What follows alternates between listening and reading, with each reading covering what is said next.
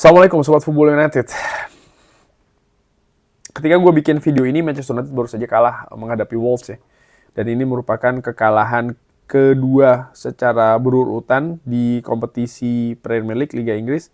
Dan kekalahan ketiga beruntun di semua pertandingan. Karena termasuk juga di Carabao, di mana Manchester United tersingkir ketika menghadapi Tottenham Hotspur. Dan uniknya, pertandingan terakhir ketika Manchester United menang itu adalah Derby of Manchester menghadapi Manchester City di Etihad. Dimana ketika Manchester United pada saat itu mendapat hasil positif ya, mereka sempat tertinggal dulu tapi mereka bisa membalikan keadaan. Seakan-akan ada semacam kayak setitik harapan, oke, proses ini nampaknya bisa bergulir lebih cepat. Namun ternyata kembali lagi ke realita bahwa musim ini dengan hadirnya pelatih di tengah musim, pergantian pelatih di tengah musim, lalu juga bagaimana situasi dari manajemen Manchester United yang ternyata belum rapi, belum solid, ada pergantian juga di tengah jalan. Ini memberikan pada akhirnya imbas juga bahwa perjalanan klub ini, Manchester United, dari sisi hasil dan juga dari permainan belum juga bisa solid. Kalau melihat dari 3 pertandingan terakhir, Manchester United iya menghadapi Tottenham Hotspur bisa mencetak 3 gol. Tapi kalau dilihat 3 gol tersebut bukan dari sebuah setup yang rapi, permainan yang rapi, tidak. Tapi lebih karena faktor nomor 1, berhasil memaksa pemain lawan membuat kesalahan. Dalam hal ini adalah kiper dari Tottenham Hotspur. Dan ketika tim lawan tampil disiplin, fokus, tidak memiliki kesalahan yang fatal seperti ketika menghadapi Tottenham Hotspur, Bournemouth dan Wolves bisa menang menghadapi Manchester United dengan clean sheet. Dan menurut gue ini hal yang hal yang menggambarkan betul ada di mana Manchester United saat ini, dan bisa jadi juga nanti sampai dengan akhir musim. Kalah menghadapi Bournemouth dan juga menghadapi Wolves, ini menunjukkan bahwa klub ini sangat jauh dari situasi baik-baik saja. Dengan segala perubahan yang terjadi, diawali dari masuknya Ineos, Sir Jim Ratcliffe tahun lalu bagaimana ada perombakan struktur organisasi, ada posisi-posisi baru juga dalam klub, dan lain-lain, menunjukkan bahwa apapun itu membutuhkan proses. Mereka juga butuh penyesuaian, mereka juga butuh mengidentifikasi mungkin langkah-langkah apa saja yang harus dilakukan. Ineos terlihat dari setahun ini mereka tidak segan-segan untuk melakukan pergantian secara cepat ya. Tapi dari hal tersebut ada plus dan juga minus. Plusnya jelas, mereka mengidentifikasi ada hal yang harus dirubah. Tujuannya mungkin supaya lebih baik ke depannya. Tapi di sisi lain yang mungkin negatifnya adalah ya ada proses yang tarik lagi nih dari beberapa langkah yang sudah terdepan menjadi ke belakang lagi. Sporting director contohnya. Itu baru satu contoh ya. Lalu juga bagaimana pergantian dari Erik ten Hag ke Ruben Amorim. Jelas di situ juga ada konsekuensi dari pergantian yang mungkin sudah ada konsep yang ingin dimatangkan selama 2 musim ini harus kembali lagi ke situasi yang baru. Seperti pergantian pelatih di periode-periode sebelumnya juga seperti itu. Nah, balik lagi nih terkait dengan Manchester United. Akan seperti apa di musim ini, artinya pencapaian ya. Gua tadi kebetulan ketika menghadapi Wolves gue saksikan secara langsung. Gue sempat berdialog ya dengan beberapa fans Manchester United, dan away fans tadi itu memang banyak diisi oleh supporter akamsi langsung dari Manchester begitu ya, baik itu yang muda maupun yang juga yang senior. Ada beberapa poin yang ingin gue utarakan juga hasil dari tadi, jelas tidak gue record ya karena mereka nampaknya juga tidak terlalu welcome ketika harus direkam. Tapi ada beberapa poin yang ingin gue sampaikan. Nomor 1 adalah mereka nampaknya realistis bahwa Manchester United musim ini buruk, sangat buruk bahkan. Dari sisi penampilan dan juga dari sisi hasil, begitu ya. Dari beberapa pertanyaan ataupun komunikasi yang gue lakukan, mereka sudah tahu, mereka sudah sadar ya. Seperti sebelum pertandingan gue sempat menanyakan kira-kira siapa nih, berapa skornya, ya kan. Buat mereka seri saja sudah bagus gitu. Ini menandakan bahwa ya, dan mereka menjawabnya nih bukan karena sarkas ya, tapi memang karena ya realistisnya seperti itu. Dan itu tadi yang terjadi. Kemenangan akan dianggap sebagai sesuatu yang spesial. Bahwasannya harusnya memang menang menghadapi Wolves itu sesuatu yang biasa menurut gue. Tapi tadi tidak gitu. Bahkan mereka mengatakan kalau bisa seri saja ini sudah bagus, dan ternyata benar kalah. Lalu nomor 2 yang bisa gue ambil juga bagaimana frustrasi itu jelas. Berada di away fans bersama dengan akamsi dari Manchester tentu saja, sebagian besar banget, gue bisa merasakan frustrasi mereka secara langsung terkait dengan permainan Manchester United.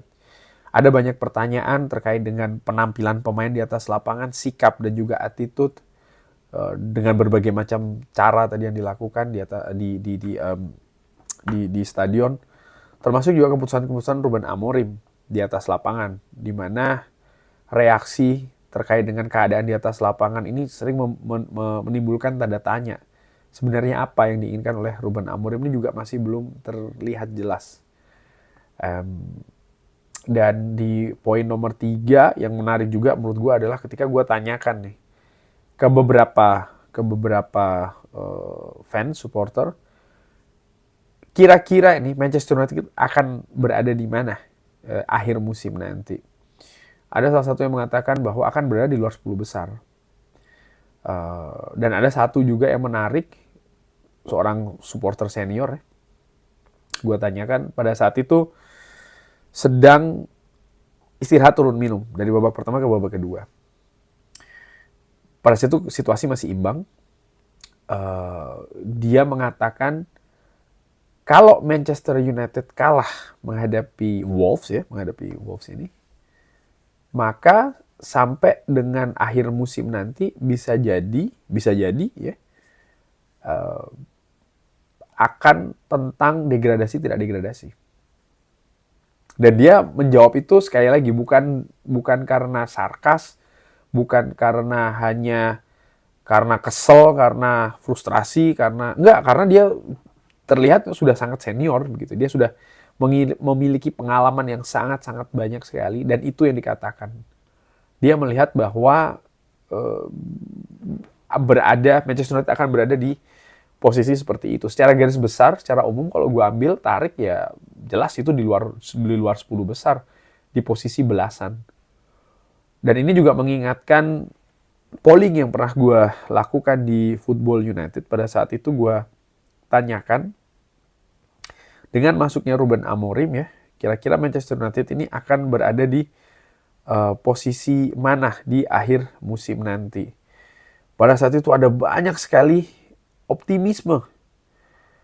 4 besar 59% dari lebih dari 4.000 suara, 4.300. Peringkat 6 sampai 8 13%, lebih jelek dari musim lalu 7%. Dan kalau musim lalu Manchester United berada di peringkat ke-8 dan musim ini diperkirakan tadi ya gue katakan di luar 10 besar, maka nampaknya yang 7% yang benar. Dan dari situ juga yang harus gue tarik, yang bisa gue tarik adalah kayaknya mungkin harus belajar ini juga deh, atur ekspektasi, melihat juga dengan realita yang ada begitu. Bagaimana klub ini banyak melakukan perombakan, bahkan perombakan yang dilakukan pun juga mungkin belum berjalan secara utuh, dan itu memiliki keterkaitan. Klub-klub lain mungkin dengan situasi yang hampir sama ataupun bahkan berbeda, mereka punya prosesnya masing-masing, mereka punya caranya masing-masing, dan mereka punya waktunya juga masing-masing. Mungkin inilah yang dibutuhkan oleh Manchester United. Realita seperti ini, bahwa selama 11 atau 10 musim setelah Sir Alex Ferguson pensiun, problem di klub ini banyak banget gitu. Dan dari situ juga yang gue lihat ya, paling tidak dari sisi hasil, banyak komentar negatif tentu saja ketika manajer atau pelatih itu memasuki periode negatif ya. Tapi dengan semua komentar tersebut, ternyata mereka memiliki kelebihan masing-masing. Dengan keadaan klub ini ternyata 10-11 musim terakhir ini sebenarnya berantakan. Ya seperti ini menurut gua. Seperti musim ini gitu ya, berantakan ya. Bahkan lebih parah lagi. Artinya pelatih seperti, kalau ingin gua sebutkan satu-satu, seperti Louis van Gaal dengan trofi FA-nya, Jose Mourinho dengan trofi Europa League dan juga Carabao-nya, Ole Gunnar Solskjaer dengan bagaimana permainan yang atraktif sering ditampilkan, termasuk juga kemenangan-kemenangan menghadapi Manchester City pada saat itu yang termasuk tim yang sulit, tim yang tim yang lebih difavoritkan, sempat memberikan harapan juga, hampir dapat trofi di Europa League sebelum kalah adu penalti. Bisa membuat seperti itu menurut gua luar biasa. Termasuk juga Erik ten Hag dengan dua trofinya. Ya memang trofi tidak menggambarkan bahwa keadaan ini baik-baik saja. Sama. Seperti dengan hasil ini pun juga yang diraih oleh Manchester United saat ini juga menunjukkan bahwa sebenarnya Manchester United tidak baik-baik saja. Dan memang tidak baik-baik saja selama ini menurut gua. Menarik sih menurut gua musim ini Manchester United akan berada pada titik yang terendah bahkan, dan terkait dengan titik yang terendah itu mungkin bukan terendah dalam 10-11 musim belakangan sih. Mungkin bisa jadi lebih panjang dari itu periodenya. Dan balik lagi, apakah hal ini yang dibutuhkan? Sepertinya memang iya. Sehingga harapannya perubahan yang dilakukan, seperti mengutip apa yang dikatakan oleh Ralf Rangnick ya, bukan lagi terkait dengan kosmetik atau apa, tapi perubahan yang lebih fundamental. Dan biasanya dalam sebuah struktur ataupun dalam sebuah manajemen, perubahan yang sangat fundamental itu juga membutuhkan waktu untuk bisa tampil optimal setelahnya. Ini juga harus ada ekspektasi yang diatur, terutama bagi fans. Menarik sih menurut gue untuk menyaksikan akan ada di mana Manchester United akhir musim nanti. Karena bagaimanapun juga Manchester United itu salah satu klub terbesar. Dan ketika proses yang dilalui ternyata sampai harus membawa Manchester United ini berada di peringkat belasan, katakanlah seperti itu, ya ada kesalahan pada proses juga sih menurut gue.